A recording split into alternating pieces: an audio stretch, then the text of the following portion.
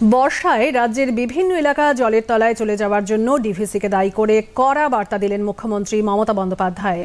নবান্নে আজ এক সাংবাদিক সম্মেলনে তিনি বলেন, ডিভিসি হঠাৎ করে বিনা নোটিশে জল ছাড়ায় খানাকুল, আরামবাগ, গোঘাট, মেদিনীপুর, ঝাড়গ্রাম, দুর্গাপুর, বাঁকুড়ার বিস্তীর্ণ এলাকা প্লাবিত হয়।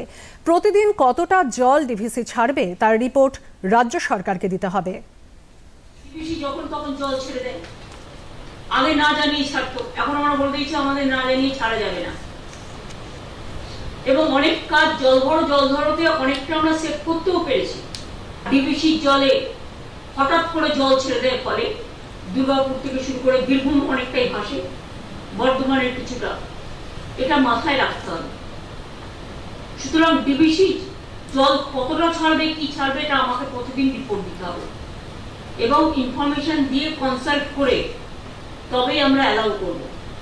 ডিভিসি এখনো পর্যন্ত যদি ড্রেজিংটা করে সেন্ট্রাল গভর্নমেন্ট 2 লক্ষ কিউসেক মেট্রিক টন জল এখনো ডিভিসি জলাধারে থাকতে পারে, যেটা আমি 5-6 বছর ধরে শুনে আসছি, কিন্তু ওরা ড্রেজিং করছে না,